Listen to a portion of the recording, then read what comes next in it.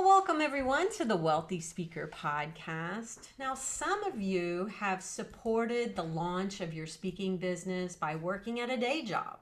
And we're going to talk today about leaving the job for the speaking business full time. Welcome to the podcast, Clint Pulver. I'm so happy to have you here. Thanks, Jane. It's an honor to be on the show and nice to connect with you. Thanks for having me on. My pleasure. Now, tell everybody about kind of how you stumbled into, most people just stumble into the speaking business, don't they? Talk about your stumble and how you arrived here today. Yeah, so speaking for me was never like the job. I grew up, as a young kid saying, this is what I want to do when I grow up. I actually wanted to be a helicopter pilot, went to flight school and was a pilot for a long time. Then I was diagnosed with an eye disease that kind of ended that whole career. Wow. And had no idea what I was going to do with the rest of my life. So what do you do when you're not quite sure? You go to college, right? So I went to college and I graduated with a bachelor's degree and then kind of just pursued the stable job with a good salary and benefits and all the things that my mother would have been proud and loved for me to do. And that really was a lot of kind of the direction that I took. And I ended up getting a job in the medical field and had the salary, the benefits, the 401k, all the things. A great job, but I was absolutely miserable. Wow. There was a quote that was shared with me when I was in college, and I love this quote. It's by Oscar Wilde. Mm-hmm. And the quote says, "To live is the rarest thing in the world. For most people, merely exist." Oh. And to be honest, Jane, that quote, it haunted me every day I was working in my career. And because I knew I was existing. And in college, and I had a little bit of some leadership opportunities, took some really cool leadership classes. And I kind of knew what it could look like to live and to have purpose and passion and, to wake up every day and have a sense of fulfillment and not so much drudgery. And I was just not living that. And I sat down with two of my buddies one day and I said, "You guys, wouldn't it be crazy if you could find a job that allowed you to do three things?" I call them the three P's: passion, purpose, and the ability to provide. And I was like, what would that look like? And both my buddies were college grads, in their careers, fairly successful. And they said, "Man, dude, I don't know if that exists. Like, a job that allows you to do all three of those things, like that is so rare." And that's when that triggered that quote by Oscar Wilde: "To live is the rarest thing in the world." And 2 weeks after that moment, I quit my job. I left the full-time world of being in the medical profession, the benefits, the 401k, all of that, and I jumped full steam into the professional speaking industry. And I can 100% still to this day say the day I quit my job was the day I started living. And that's where it all began. So good. I love this story. Okay, so how long were you in that job for? And you probably learned many, many things that you've brought into this next phase of your business and career. Yeah, so I did the medical world for about 4.5 years post-college. And that was about all that I could take in that specific profession. And so, but yeah, there was tons of things. I also started what was called the Undercover Millennial program. Yes. And I started that a little bit before I had quit my job and jumped into the speaking world. And so having that research and beginning that program over the course of now 5 years that I've been doing this full time as a professional speaker, that research has really helped to maneuver me into different industries within the world of speaking as well. What prompted you to do this Undercover Millennial, and how did you use that information? Yeah, so about 5 years ago, I was a part of a mastermind group, and we were just a business retreat with other CEOs, executives, business leaders, and we were in New York City, in Manhattan, and we were meeting with other CEOs and business owners to see what they were doing to make their business run and to be successful. And I loved it. We had a great time. And one of the gentlemen that we met with, he owned a large sporting good retail chain on the East Coast. And he was talking about his business and how they've had to adapt and change over the years to meet the demands of a market that's always changing. Right. And I said, oh, well, I totally get that, right? If you don't adapt, you're going to die. And that was even his phrase. He had this thick New York accent, and he said, if you don't adapt, you're going to die. And I was like, wow. And I agreed. And I said, so then what about people? What about how you manage other people? And he said, nah, with that, no need to change. No Oh, need there. And I thought it was a really fascinating moment for me because here the business leader felt the need to change how he did business strategy to meet the demands of a market that's changing. But when it came to people, there's no need to adapt. not generationally. He was missing Yeah. the big ball there, hey? And I remember, Jane, I looked around and all of his employees were my age or younger. Mm. And I just thought, I said, I wonder if they would say the same thing. So they're millennials, Gen Z. I just wondered. And so I thanked him for his time. We had 45 minutes to kill in the sporting goods store to just, buy some swag. We just had time to kill until we needed to be to the next place. I had nothing else better to do. So I walked up to the first employee that I said I saw. I had a backwards hat on. I was wearing just regular street clothes. I was a customer. And I walked up and I just said, hey, I'm curious, what's it like to work here? Mm-hmm. And the employee got really quiet. I started to look around. It felt like an illegal drug exchange. Right. And then he told me everything. He was Really? like, dude, I can't stand it, man. Like, honestly, it's just a job. I feel like I'm a number. I don't even think my manager knows I'm here right now. And then I said, oh, then why do you still work here? And he said, oh, dude, I've already applied to 3 other places. And as soon as I get a chance to bounce, I'm gone. He's out. So if you're wondering about keeping employees, okay, so you did your research, the undercover. First of all, I want to just say how smart it was to name your research in such a clever way. Thank you. Good on you, Clint. I mean, that's really, really like as soon as I heard this language, I'm like, ooh, what's that going to be? Like, I was so excited to learn about it. Okay, so this is you, like an undercover shopper, going out, but you're actually looking at millennials in this case, and perhaps it's changed over the years, um, who you're going to be looking at. And this research gave you what, and how did you use it? Yeah, so that moment in that store started the research study because I realized that because of my age, the research that we've done is not just focused on millennials, it's focused on every generation. We Yes. just call it the Undercover Millennial Program because I'm a millennial and Okay. I am the one that's going in and doing the undercover research. Okay, fair enough. And so what it did is it created a perspective that, in my opinion, is unique. It's not a leadership speaker. I'm not a leadership speaker that goes in and trains about leadership strategy. No, I am a millennial that has created an environment where employees were able to speak their truth. And I go in and help leaders to understand that perspective in a way that they oftentimes don't ever see. Most managers have no idea that they're doing poorly because there's no incentive for an employee to speak their truth to leaders. There's just not, like, especially if things are going bad.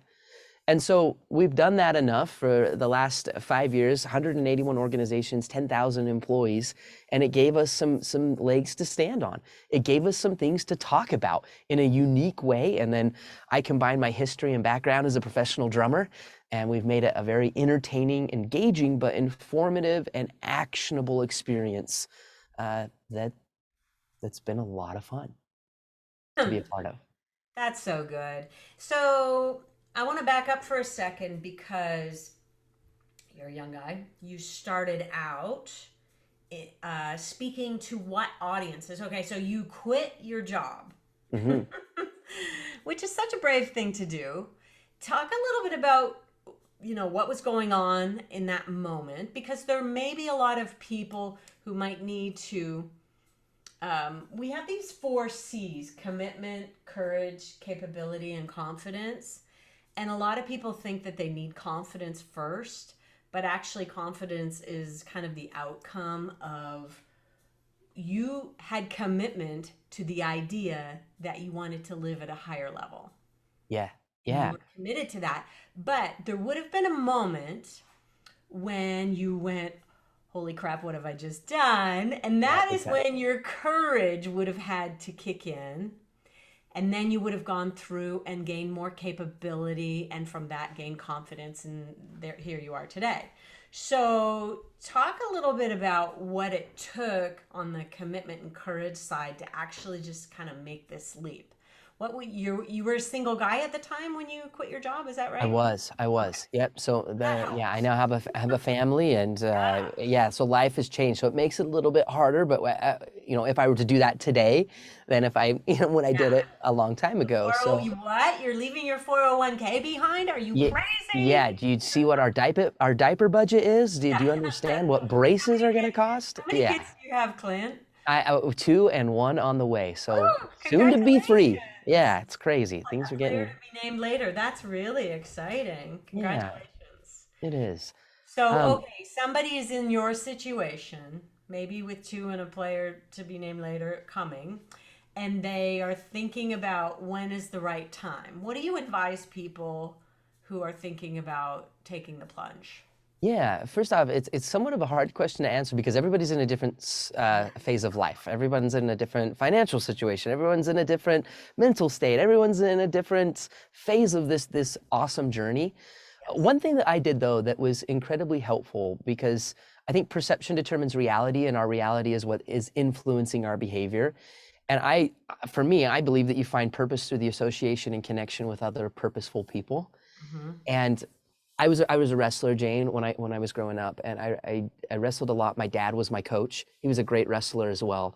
And every Friday night he would take us to the wrestles, and we would watch great wrestlers. There was a guy named Kel Sanderson. He's the best wrestler in the history of the world. Actually went to my high school, so I grew up watching this guy. And I remember one Friday night I just didn't want to go, and I told my dad, I said, "Listen, I don't want to go." And my dad said, "Listen, do you want to be a great wrestler?" And I said, "Well, yeah." I said, "Of course, Dad. Yes, I do." And he said, "Then you've got to hang out by the mat. Mm. You've got to hang out by the mat." And it's kind of a true principle, I think, in speaking as well. If you want to be a great speaker, then go hang out where the great speakers hang. If there's anybody in this industry, okay, if you're on the fence and you're thinking about doing this, I believe that you should do whatever it takes to associate with astonishing people. Who are the people that are living and breathing the career, the lifestyle, the topic that they're speaking in the industry that you want to do that. You want to be that type of an individual. Mm. And for me, when I was very first starting, Mark Sharonbrock Oh, was that guy for me.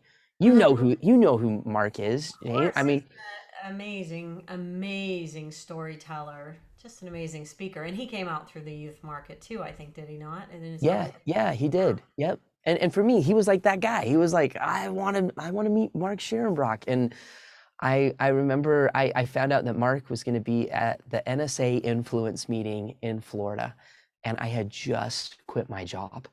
I didn't have a ton of money. I took what savings I had. I bought a ticket, this expensive ticket to Influence, and I literally flew across the country to meet Mark Sharonbrock. Because again, you got to hang out by the mat, and I needed to associate with people that could possibly help me. And I remember I was so nervous, and a brand new speaker, and on day one, I walked down the stairs, and there in this big long conference hall is Mark Sharonbrock, Mark Sanborn. I think Scott McCain was there. I mean, just legendary speakers. And I was so nervous, and I tapped Mark on the shoulder. He turned around, he looked at me, and he goes, "How you doing, young man?" And I said, "Listen, you have no idea who I am. I just quit my job. I flew all the way across the country. I'm trying to become a speaker. Is there any time in this event that you would be willing to give me a few minutes of your time?" And Mark's sitting there with his cup of coffee, looks at his watch, and he said, How about "Let's now? meet right now." Oh, that's nice. And we sat down, and for 45 minutes, Jane, Mark Sharonbrock just poured into me and gave to me and supported me and believed in me and helped me to create a little bit of a roadmap. And he was really one of the first people that became what I now call my board of mentors. Board of So that's a Mentors. long story to answer that question of, I do. I would It create was that. worth the wait. It was worth the wait, Clint. I didn't mind paying the price of admission on that one at all. Board of Mentors. I'm going to write that down. Maybe we could switch up your hang out by the mat to hang out by the mic. Yeah, I love it. It's so true. It's so true. Yeah, like if you want to be in the business, then get around other speakers. And I do want to put in a plug for the National Speakers Association, for CAPS, Canadian Association of Professional Yes. Speakers, for NSA Latam, that's the Latin American Speakers Association. Like all of these places are where you go to congregate, to hang out by the mic, and to Yes. find out how did you get your start. And sometimes it astonishes me that when I think about my first NSA a million 150 years ago, seeing, and I didn't even actually realize the impact on me, seeing powerful women up on the stage, Naomi Rhodey, Glenna Salisbury were running the show. I Yeah. cried the whole time. I thought I found my people. And I did not realize how powerful it was to be looking over my shoulder and it's like, oh, there's Joe Calloway sitting beside me, and there's Ian Percy on the other side of me. Like real legends of the industry could be just right next to you at any given Yes. time, Yes. and how much they are willing to share. This is And an give. incredible industry. If you're not already a member of NSA or CAPS or NSA LATAM, make sure that you check it out, because I think that you will find that these relationships, I met people 30 years ago that I still maintain friendships with today, and I'll bet you did the exact same thing. 100%. That first influence, I'll never forget Like it. your crew are your crew, and they have gotten you to where you are today. Yes, 100%. And so, yeah, that would be it. I'd create that board of mentors. And it's what's really neat is when you're young or you're trying to get into this industry as a young speaker, Yeah. um, and again, it doesn't matter what your age is, just you're young in the industry, you're beginning in this journey. You have an advantage because I call it rookie mode. Like you're a rookie. You're starting out, and most people remember what it was like to be a rookie.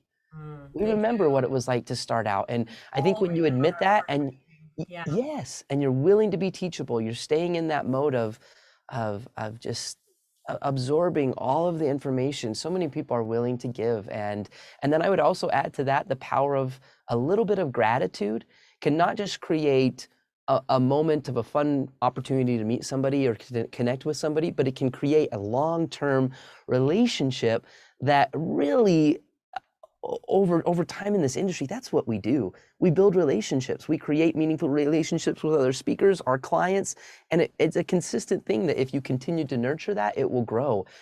I remember I was so grateful, Jane, that Mark gave me his time. I asked him for his card so I could just send him a little thank you. I didn't have a Mm-hmm. lot of money at that time. So I remember I put together a little $25 gift card to Jamba Juice.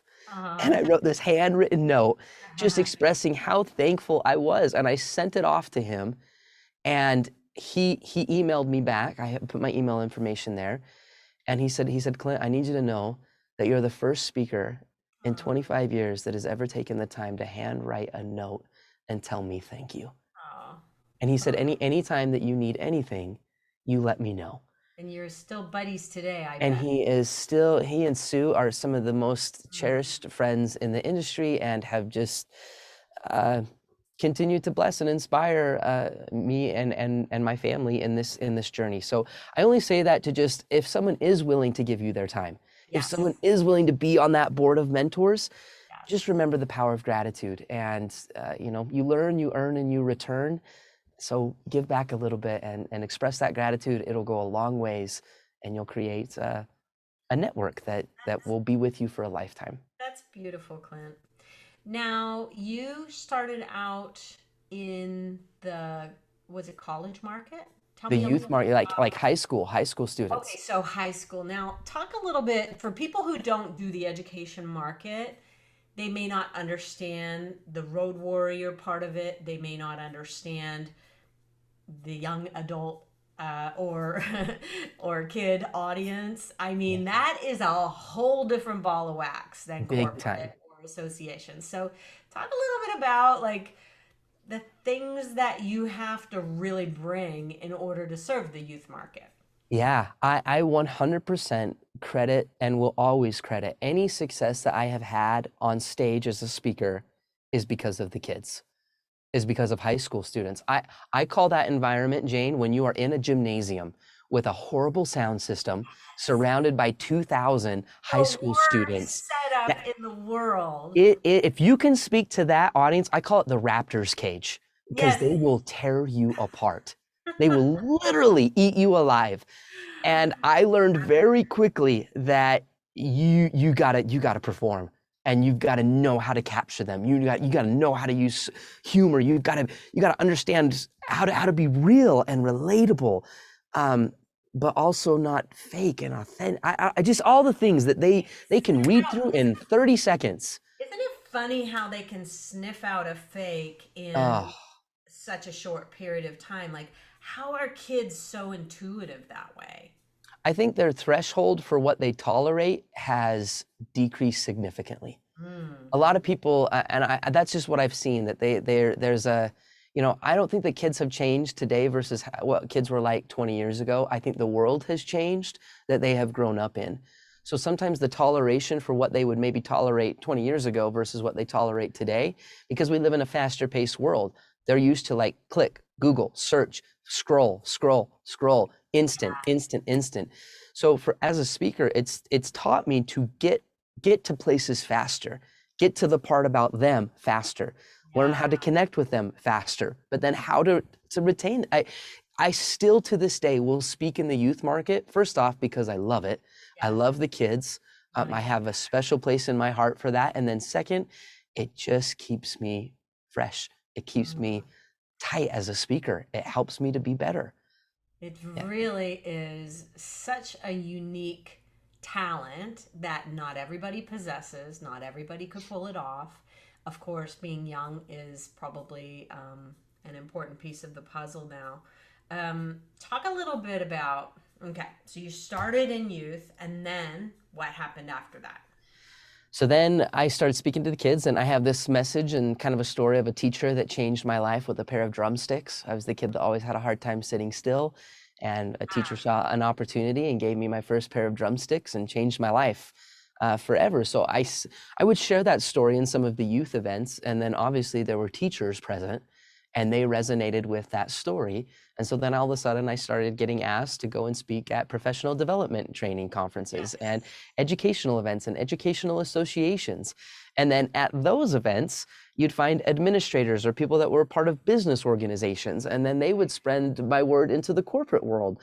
And so Right. then over the years, it's just morphed into this. I kind of I wouldn't call myself an anomaly, but I would not be your typical like find your niche, focus in on that. You're one speaker that speaks to one audience about one thing. Mhm. We've really kind of been able to maintain that balance of I still dabble in the youth market, I Mhm. dabble a lot in the corporate market, and I still dabble a lot in the education space.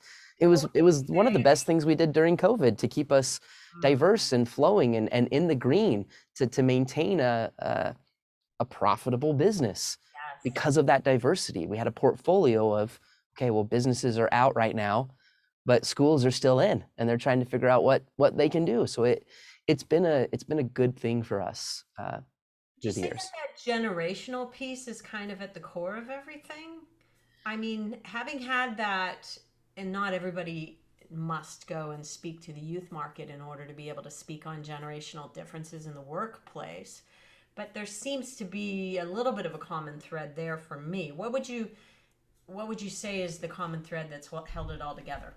Yeah, I think there's an expiration date for me in the youth market because then, the kids start looking at you as like Uncle Henry or, heaven forbid, Grandpa grandpa, right? Or dad.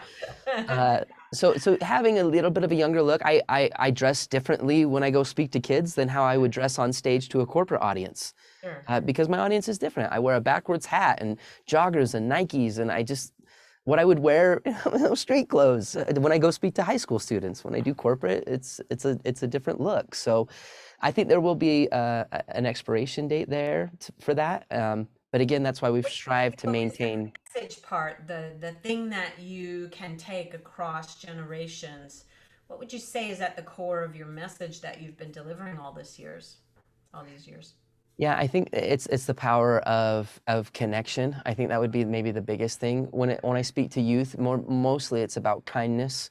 It's kind of an anti-bullying message, but we've also been able to dabble in career and college preparation and leadership. But then in the teacher world, it's all focused on burnout and then also building leadership within the administrational side. How do we build, mentorship within education? And then in the corporate world, it's trickled to employee loyalty. So my youthfulness and my research as the undercover millennial has Yes. played into being a young speaker in the corporate market, Yeah. uh, that now and we've tried in that world to stay perennial as well. How do we avoid the expiration date, and keep a consistent sense of longevity in our branding, in our marketing, and in our messaging? I love that. And we just had Shola Richards on the podcast not too long ago, and speaking about kindness in corporate, kindness in the workplace, kindness. I mean, that can roll through any generation. It can roll through any situation, Yeah, and I love that. So many of your messages are able to transcend the workplace or the learning place. I think yeah, that's really 100%. It's great. all about how do we create organizations that people never want to leave? Mm, How do we create a classroom setting that kids want to be a part of? yeah, How that's do we so. create a corporate environment where employees don't just love the job, but they actually love who they are while they're at the job? That would be the consistent trend Yes. throughout all of those industries. So that really is your lane. 100%. In case Yeah. you didn't know that, I mean, Yeah. you do have some kind of common theme running throughout, and I think sometimes it's helpful to recognize that that's what goes across all the different Yes. areas that you speak in. Okay, so let's map out for people today what your business model is. I can't remember who it was that referred you to me. Do you remember who it was? I think it was Jason Hewlett.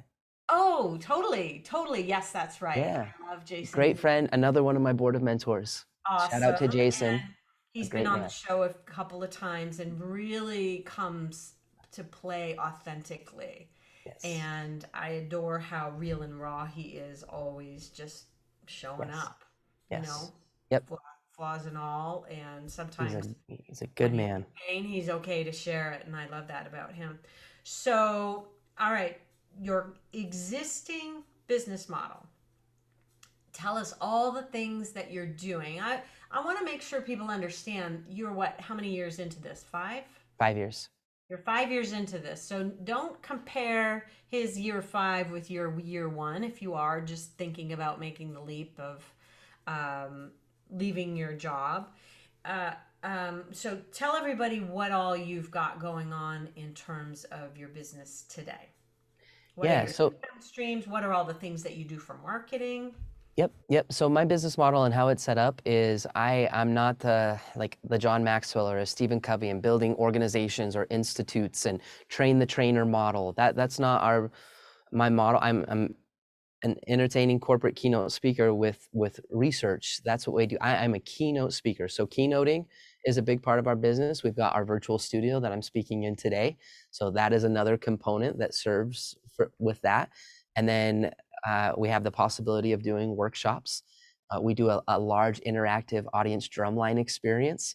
So we literally will transform the whole room into 600 people on buckets, and we customize drumsticks. So that's another piece of our business. Uh, it's not just books. We have the new book that came out, but we also customize drumsticks. And it's been a great, great revenue stream for us and another value add for the client that adds to the experience that we create on stage.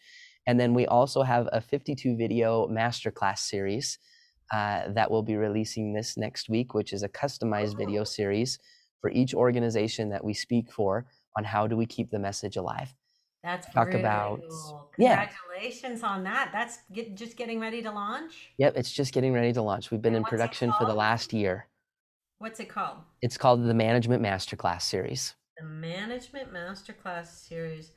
And this is something that I learned early on in the business. When you say we have books, you're saying we, not I. And I think that that's really interesting because you look at your team collectively and this is what we're doing. Even though it's you who's the one standing on stage, we do keynotes, we do this, we do that. Um, Talk a little bit about that philosophy that you have and how you encompassed we.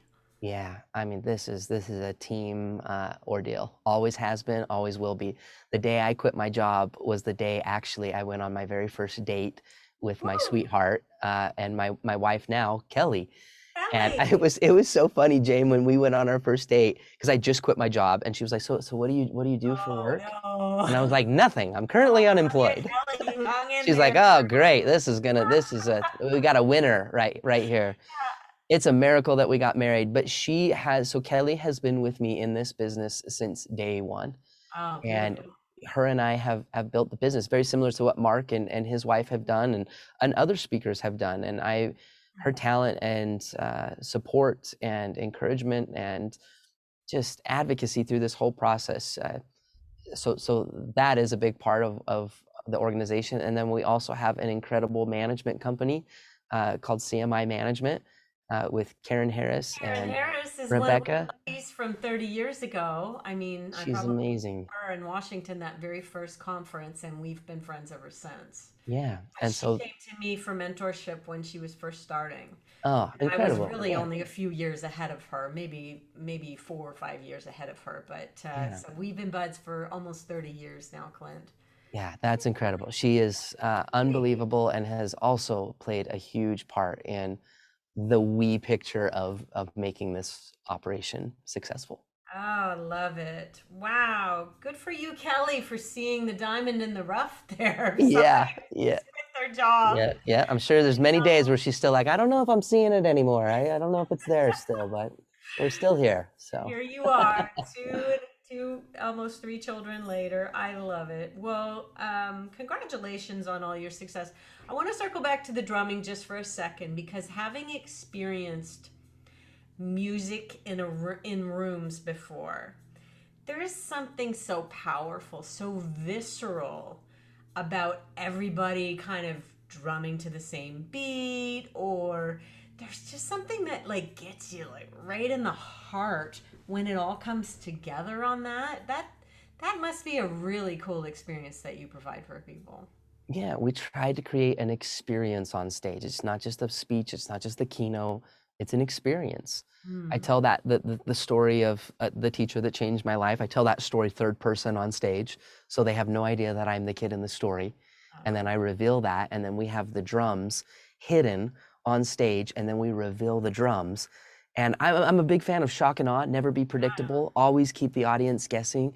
And then I sit down and we rock the house. We've got, anywhere from 4 to 5 massive subwoofers in every event. It's a light show. But it shows people the power of influence. It's one thing to talk about it. It's another thing to show people what that can look like. And then we transform the audience into this live interactive drumline experience, and they actually get to learn by doing. They fall apart. It's full of humor. It's funny, but it's engaging. But it's also practical. There's a fine line, I think, sometimes whether you're a musician or you ride a unicycle or you have a Right. guitar or you say whatever your kind of shtick is within what you speak about. Sometimes it can come across gimmicky. Sometimes it can come across forced, and it just doesn't. And so we've really tried to make it an experience where people feel safe to play within. It's not fake, it's not forced, but it plays an intricate role of the whole process and experience that we're trying to create. I love that. Well, Clint, people are going to want to check you out. So, where should they go? How would you like for them to connect with you? What's your preference? ClintPulver.com is a great. You can go check out the website and then hit me up on Instagram. And yeah, everybody deserves a phone call. So if I can help anybody or you want to connect, just Ah, yeah, let me know. beautiful. So, Clint Pulver on Instagram, clintpulver.com, Pulver. For those of you listening in, I want to say thank you so much for showing up with your heart and giving and being so open for our audience. I know that they're going to really appreciate our conversation today. Yeah, you're very welcome. It's been an honor. Thank you, Jane, for having me. For those of you listening in, hey, if you like what we're doing out here, leave us a rating, a review. We'd love to hear from you. Email me, jane@speakerlauncher.com. I would love to hear your feedback And with that, we will say, see you soon, wealthy speakers. Bye for now.